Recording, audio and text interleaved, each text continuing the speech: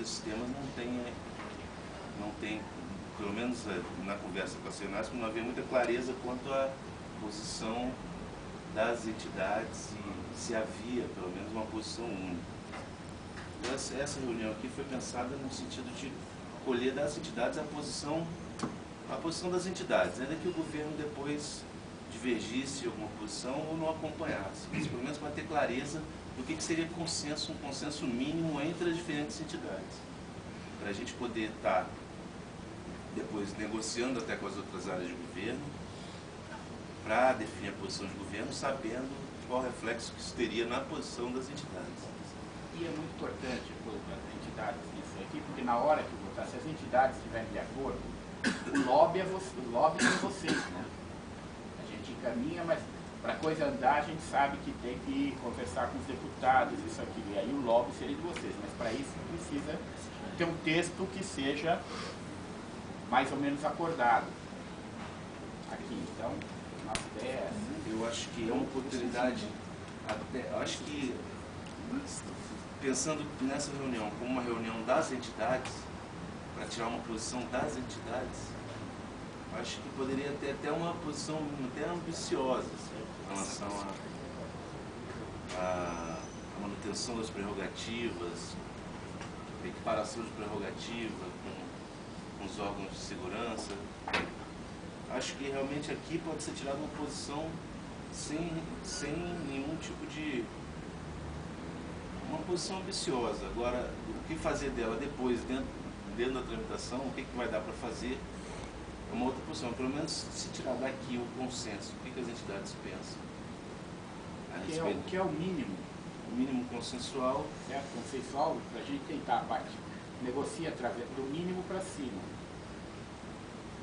E aí a ideia é, com base nessa formação, depois eu e o Wagner, a Senasp e a SAL, a gente corre o governo tentando fazer parte disso uma posição do governo, pelo menos, e depois a gente vai para o Congresso, as entidades na atuação política delas, e paralelamente o governo com a posição do governo, e com uma maior transparência, dialogando o tempo inteiro lá dentro do Congresso, ainda que a posição da entidade seja mais ambiciosa do que o governo vai levar lá eventualmente. Então a ideia é essa, e é tentar construir aí uma posição, um mínimo consenso. Posso só fazer uma pergunta, porque eu não conheço. Nós mandamos um e-mail para o Conselho Federal de Psicologia. Tem algum representante aqui? No Brasil, né, tentando convergir aqui o nosso entendimento, há dois grupos, assim, numericamente majoritários, que são os peritos criminais e os médicos legistas. Há um grupo em construção e consolidação, que são os odontologistas, se eu não me engano, em 5 ou 6 unidades da federação, né? Oficialmente em 6, né? E os papiloscopistas, que enfrentam aí uma mobilização histórica pela inserção na categoria de perícia, e a psicologia, que faz uma falta enorme, principalmente para a Senasp, que trabalha muito com SLH, no combate à tortura, por exemplo, ou mesmo na questão de abusos a mulheres, crianças, adolescentes, onde boa parte das sequelas não são somáticas. Elas, 85%, né, das lesões são lesões psíquicas, psicológicas, e aí faz falta ter na estrutura pericial oficial dos estados do DF, formalmente, profissionais graduados em psicologia. A psicologia não existe, ela é clandestina no Brasil. Wagner, eu acho que você devia sentar aqui na mesa. Eu estou só esperando o papel. Então, só para... Nossa posição, a Senasp, a posição da Senasp é de aumentar, pelo menos aumentar a autonomia da perícia. Nossa posição é que a papiloscopia faça parte da perícia. Nós temos posições firmes a esse respeito. Agora, lembrando, a gente vai tentar aquilo que der. A gente vai tentar o avanço que der. Mas aqui é bom a gente saber o que é. O o que os senhores os senhores pensam, o que os senhores acham, como deveria ser, para a gente tentar ver o mais próximo possível que a gente pode chegar para encaminhar. Tá? Porque vai ser, lembre-se, o lobby não vai ser só dos senhores, vai ter lobby da polícia também e tudo mais, então a gente precisa... O grande problema do substitutivo, pelo menos a análise, bom, Luiz Frederico Roque, presidente da Associação dos Médicos Legistas do Estado de São Paulo.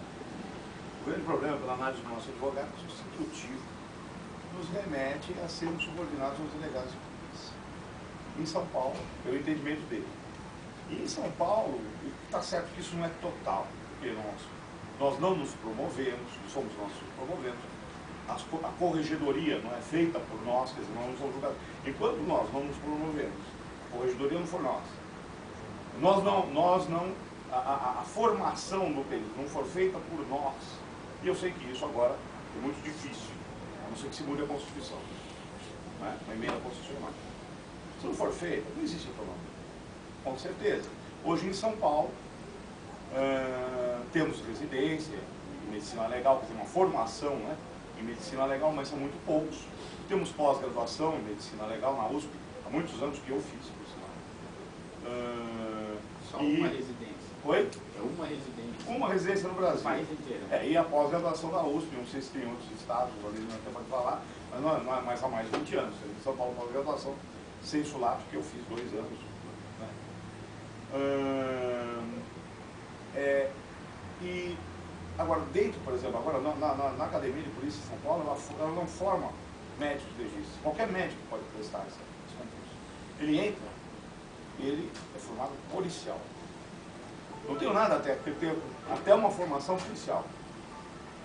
Né? Eu, por exemplo, teria um problema seríssimo. Hoje em dia.